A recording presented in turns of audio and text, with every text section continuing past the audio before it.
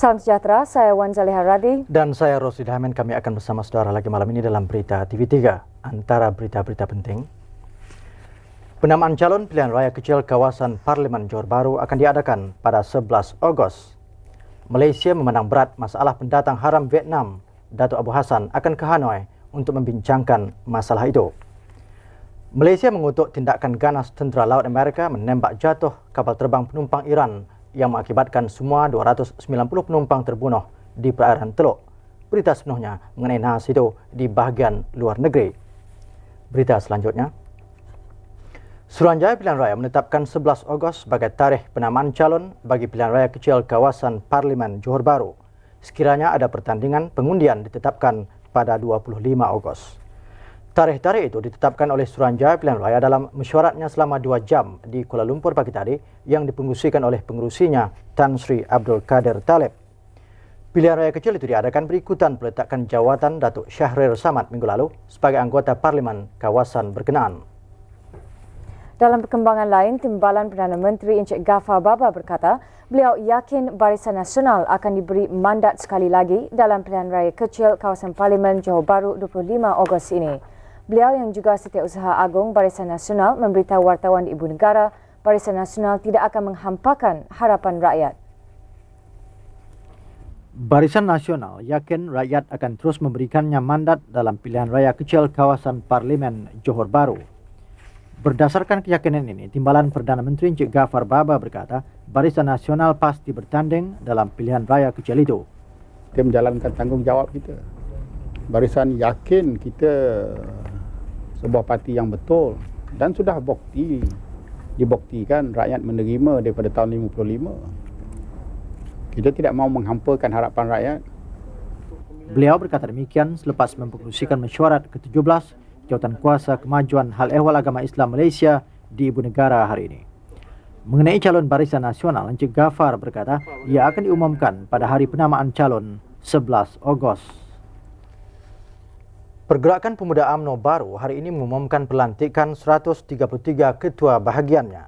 Ketua Pergerakan Pemuda UMNO Datuk Seri Najib Tun Razak berkata 40% daripada mereka ialah muka baru. 53 muka baru dilantik sebagai Ketua Pergerakan Pemuda UMNO bahagian yang diumumkan hari ini. Ketua Pergerakan Pemuda UMNO Datuk Seri Najib Tun Razak berkata keseluruhannya 133 ketua pemuda bahagian dilantik. Di mana ada perubahan dan ketua pemuda baru dilantik sebagai pengurusi penyelaras adalah disebabkan beberapa faktor, iaitu sokongan kepada UMNO baru ataupun mereka tidak sokong kepada UMNO baru, sebaliknya. Soal umur lebih pada 40 tahun dan kita punya cut-off point ialah 1 bulan 1, 88. Mereka ini ada jawatan yang lain. Dan keempat, mereka ini adalah terdiri daripada pegawai dalam kategori Division A. Menurut Datuk Seri Najib, ratusan muka baru dalam pelantikan ini bukanlah sesuatu yang luar biasa. Tugas pertama mereka, kata Datuk Seri Najib, ialah melantik 19 ahli jawatan kuasa bahagian yang mereka wakili. Mereka juga perlu berunding dengan ketua-ketua cawangan untuk melantik ketua pemuda cawangan masing-masing.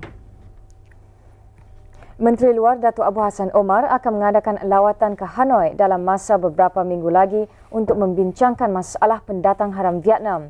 Beliau juga dilaporkan akan mencadangkan satu persidangan antarabangsa berhubung masalah pelarian Indochina yang kini semakin menyulitkan.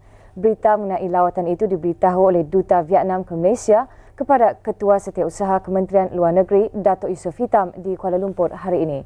Sementara itu, mesyuarat Menteri-Menteri Luar negara-negara anggota ASEAN berakhir di Bangkok hari ini. Menteri-Menteri Luar anggota Persatuan Negara-Negara Asia Tenggara atau ASEAN menggesa diadakan satu persidangan antarabangsa bagi membincangkan usaha-usaha bersama. Menteri-menteri itu berkata pelarian Vietnam mewujudkan masalah yang kian membesar di kalangan negara-negara anggota ASEAN. Dalam kenyataan bersama yang dikeluarkan hari ini, Menteri-Menteri Luar ASEAN berkata keadaan ekonomi antarabangsa masih berat sebelah selain dihantui oleh dasar-dasar pelindungan, masalah beban hutang, nilai mata wang yang tidak menentu dan amalan perdagangan yang tidak adil. Dalam pada itu, mereka berkata ketidakstabilan harga-harga komoditi dan hasil pertanian perlu diutamakan oleh negara-negara anggota ASEAN. Selain itu, mesyuarat juga membincangkan persiapan menjelang mesyuarat yang diadakan di Indonesia berhubung masalah Kampuchea pada penghujung bulan ini.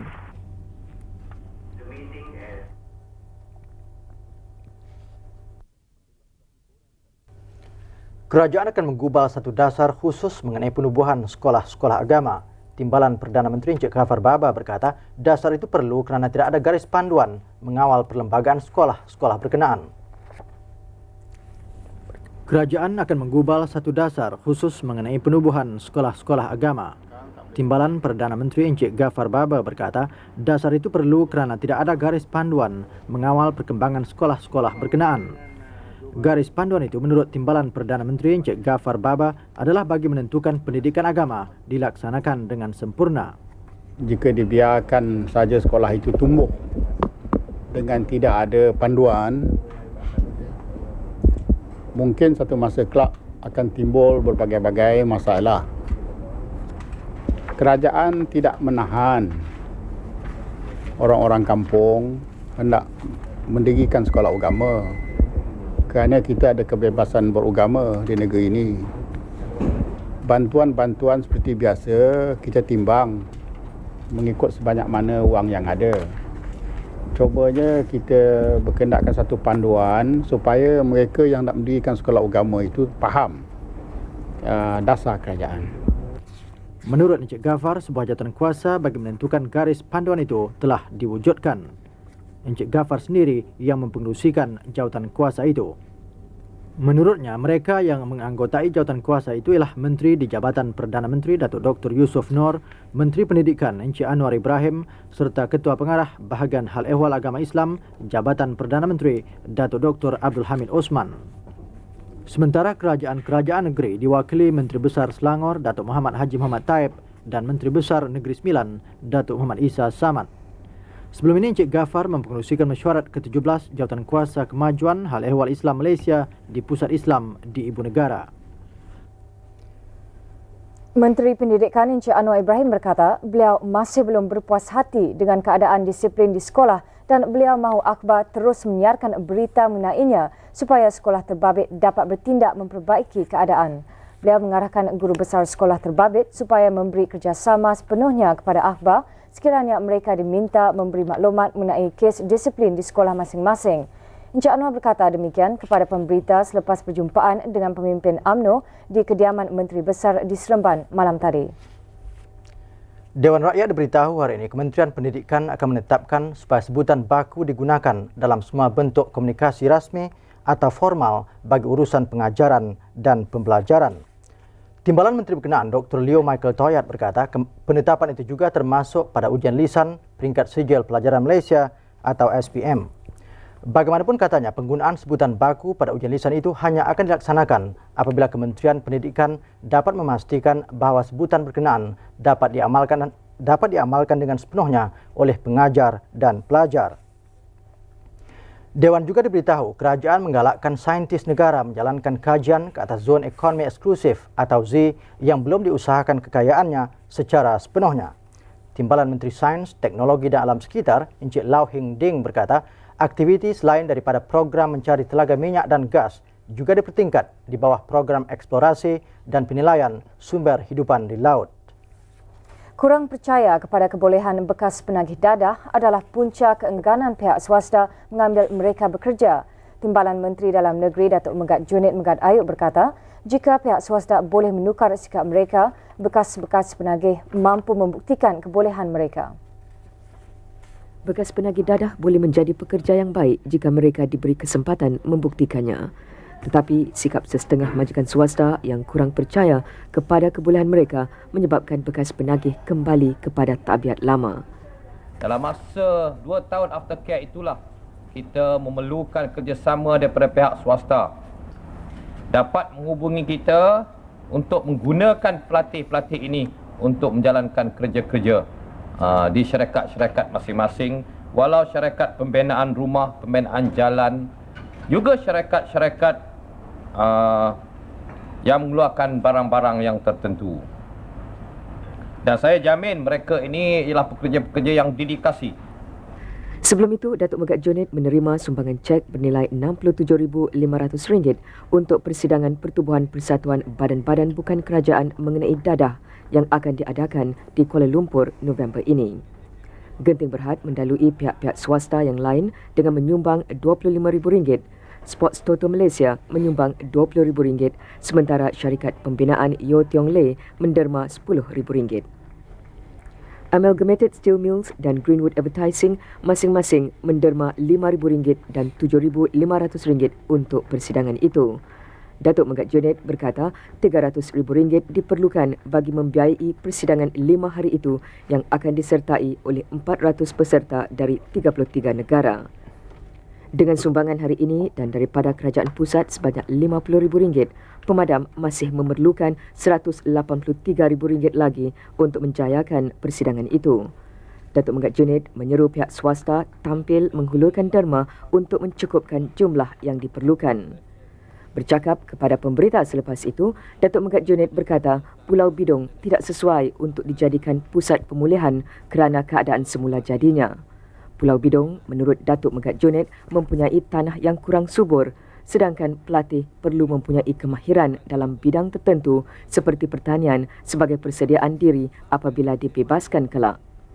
Mengenai desakan UMNO bahagian Greek yang mahu Pulau Banding dijadikan pusat pemulihan juga, Datuk Megat Junid berkata pada masa ini negeri Perak sudah mempunyai beberapa buah pusat pemulihan dan Kementerian Dalam Negeri merasakan keperluan seumpama itu masih belum diperlukan.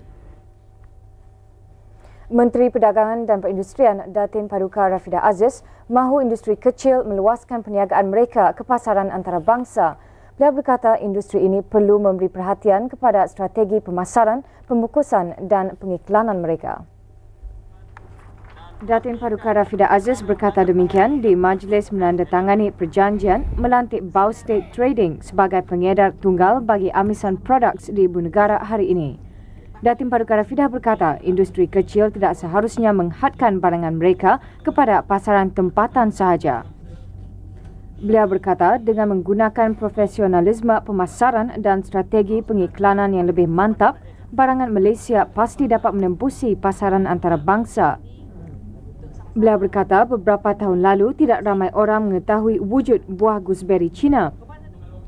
Tetapi dengan pemasaran dan pengiklanan yang berkesan, buah itu berjaya dipasarkan sebagai buah kiwi oleh New Zealand. Datin Paduka Rafidah berkata, industri kecil harus mengadakan usaha sama dengan syarikat besar untuk menggunakan kepakaran pemasaran mereka. Penyelidikan yang dijalankan oleh agensi kerajaan seperti Mardi dan Sirim untuk meningkatkan mutu barangan perlu dilaksanakan bagi menambahkan potensi ekspornya. Beliau berkata industri kecil seharusnya bersedia melabur dalam teknologi moden jika mahu berjaya. Kerja-kerja membaiki rumah kos rendah di rancangan rumah rakyat pantai dekat Seremban akan dijalankan setelah kajian teliti dibuat. Pengerusi Jawatankuasa Perumahan Negeri Sembilan, Encik Abu Zahar Ujang berkata, kajian itu akan mengambil kira kos membaiki dan peruntukan yang ada. Kerajaan negeri memperuntuk RM300,000 bagi menyelenggara 100 skim perumahan rakyat di negeri itu. Rumah sudah pahat berbunyi. Demikianlah keadaan yang berlaku kepada 500 penghuni rumah rakyat pantai dekat Seremban. Mereka mengadu pelbagai masalah yang timbul selepas 2 tahun menduduki rumah berkenaan. 6-7 bulan kita masuk, lampu pun tak ada, wiring pun tak ada, kita kena masuk sendiri. 4 bulan ke dia punya tanda sumbat. Suami saya dah pergi dekat perumahan lah kan, kasih komplain, dia tak datang sampai sekarang. Api tak ada, tu budak ke dalam malam kan, nak masukkan tu pembaham lah. Kita orang kampung ni, orang rumah kerja seorang kan, mana-mana kan. Ni kerja dia pun, kampung pun dapat bersih mana, masih ngumput ni semua. Bersih mana habis, duit untuk tak mencukupi kan, ada pun duk buat makan je. Itu masalah lah. Rumah ni lagi pun bocor sana bocor sini, dinding bocor sana lah. Nak masuk api pun kurang pun mau makan 2 tu lebih lah. Bagi ahli Jawatankuasa Kebajikan Rumah Rakyat ini, masalah yang wujud merangkumi kemudahan infrastruktur. rungutan-rungutan yang ditimbulkan oleh penghuni begitu banyak sekali, seperti tandas yang tersumbat, longkang yang tidak dicuci dan tidak ada lampu jalan. Ni telefon awam tak ada, dan juga kemudahan kereta pun tak ada masuk, bas pun tak ada masuk. Sedangkan perjalanan dari sini ke pangkal jalan, ni jalan main road untuk bas lalu yang lebih kurang dalam 2 batu. Kebanyakan penghuni merungut kerana mereka mendakwa terpaksa membaiki sendiri rumah yang mereka duduki. Sebahagian besar dinding, longkang dan lantai rumah ini pecah. Tandas juga dikatakan banyak yang pecah, tersumbat dan longkang pula rosak teruk. Perkara ini kami ajukan kepada Kerajaan Negeri. Pengerusi Jawatan Kuasa Perumahan Encik Abu Zahar Ujang berkata pihaknya menyedari perkara itu. Tetapi katanya masalah kewangan menyulitkan kerana pihaknya menyelenggara 100 skim perumahan rakyat di negeri itu. Rumah murah ini mengandungi 200 unit siap dibina dengan kos lebih RM3 juta pada tahun 1983. Polis Negeri Sembilan dan Wilayah Persekutuan melancarkan operasi bersama mengesan motosikal curi di Sendayan dekat Seremban. 45 anggota kedua negeri terbabit dalam gerakan itu. Kegiatan mencuri motosikal di Negeri Sembilan dan Wilayah Persekutuan dilaporkan meningkat sejak akhir-akhir ini. Bagi membantras kegiatan ini, Polis Cawangan Jenayah Negeri Sembilan dan Wilayah Persekutuan berpadu tenaga dalam gerakan yang dipanggil Sepana 3 mengesan motosikal curi. Gerakan ini bagaimanapun tertumpu di kawasan Felda Sendayan kerana di kawasan ini ramai peneroka menggunakan motosikal. Dalam gerakan ini, polis mengesan 8 motosikal yang dipejai antara yang dilaporkan hilang. Motosikal ini ditahan untuk siasatan lanjut. Jurucakap polis berkata pihaknya memeriksa 154 motosikal dalam gerakan sehari ini. Tumpuan pemeriksaan dibuat ke atas nombor pendaftaran, nombor chassis dan enjin motosikal berkaitan. Gerakan ini diketuai oleh penolong penguasa Sharma Singh dari Cawangan Jenayah Negeri Sembilan. Kita ke berita sekan bersama Zainal. Terima kasih, Wan. Dan malam ini saya mulakan dengan berita bola sepak Piala Malaysia. Selangor akan tetap menurunkan Mokhtar Dari dan Armugam untuk perlawanan menentang Terengganu Khamis ini. Pengurus pasukan Mazlan Harun memberitahu kedua pemain veteran itu perlu berdasarkan prestasi buruk ketika tewas dengan Kelantan minggu lalu. Selangor terus berlatih petang tadi di bawah kelolaan jurulatih M. Chandran. Semua pemain skuad ini hadir termasuk Mokhtar Dari dan Armugam. Selangor mesti menang bila menentang Terengganu Khamis ini di Stadium Merdeka. Kemenangan akan mengurangkan tekanan bagi membolehkan mereka meneruskan perjuangan musim Piala Malaysia ini. Dan akibat kekalahan dengan Kelantan minggu lalu, Mazlan Harun, pengurus pasukan Selangor, menjanjikan rombakan barisan pemain-pemainnya. Tetapi beliau tidak menamakan pemain-pemain yang akan diganti ataupun pemain yang akan mengisi kekosongan itu. Hari ini Encik Mazlan mengorak langkah dan dengan lantang mengumumkan Mokhtar dan Armugam akan diturunkan Khamis ini. Bagi saya adalah mungkin kunci kejayaan Negeri Selangor pada tahun ini. Dan siapa nak kata apa pun, saya tidak kira. Selagi saya menjadi pengurus, saya yakin dengan keputusan saya, dan keputusan saya adalah bersandarkan semata-mata untuk mendapat kejayaan tahun ini. Pengumuman Encik Mazlan memeranjatkan kerana beliau pernah berkata Mokhtar dan Armugam belum bersedia. Mokhtar sendiri mengakui dia belum bersedia kerana baru 3 hari berlatih dengan skuad Selangor. Tetapi yang nyata, Selangor memerlukan Mokhtar bagi membimbingnya sekali lagi.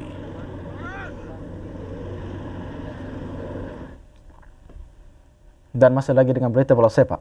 Amerika Syarikat dipilih menjadi tuan rumah kejohanan bola sepak Piala Dunia 1994 setelah menewaskan 2 negara lain dalam pengundian pemilihan kemarin. Pemilihan Amerika Syarikat sebagai tuan rumah diumumkan di Zurich, Switzerland. Pengumuman dibuat oleh Timbalan Presiden Persekutuan Bola Sepak Antarabangsa atau FIFA, Harry Cavan.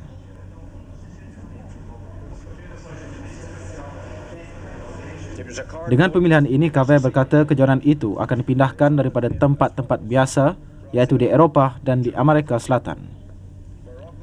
Amerika Syarikat dipilih kerana semua pihak percaya negara itu mampu membiayai kejohanan yang akan disertai oleh 24 buah negara. Kejohanan akan membabitkan 18 bandaraya di Amerika Syarikat.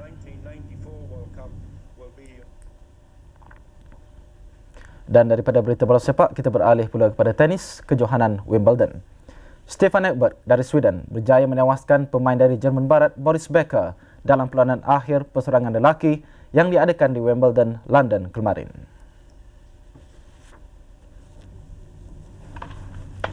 Edberg yang menghadapi kamera menewaskan Becker dengan mata 4-6, 7-6, 6-4 dan 6-2.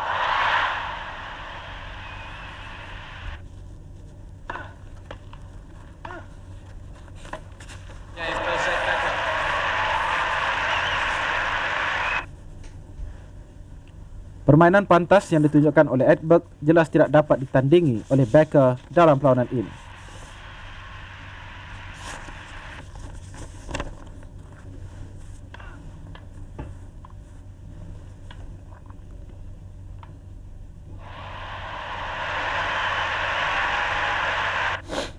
Becker menguasai set pertama setelah hujan yang menyebabkan permainan terpaksa ditunda semalaman dan juga pada saat-saat awal permainan.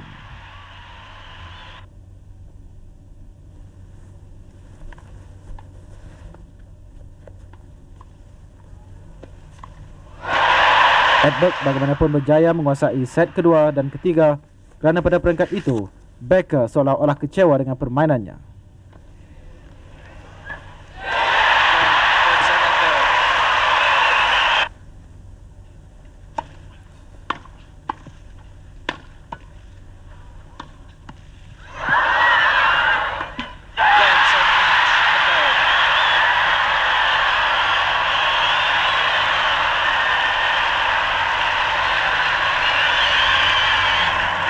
Sementara itu, dalam bahagian bergu wanita, pasangan Steffi Graf dan Gabriela Sabatini memenangi perlawanan akhir dengan menewaskan Larisa Savchenko dan Natalia Zvereva dari Soviet Union 6-3, 1-6 dan 12-10.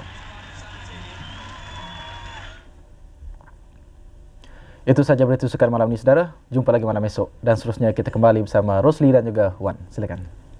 Terima kasih Zainal, dan dengan itu saudara sekian saja berita daripada kami malam ini dan insya-Allah kita jumpa lagi esok. Semoga saudara terhibur dengan rancangan-rancangan kami seterusnya. Selamat malam. Selamat malam.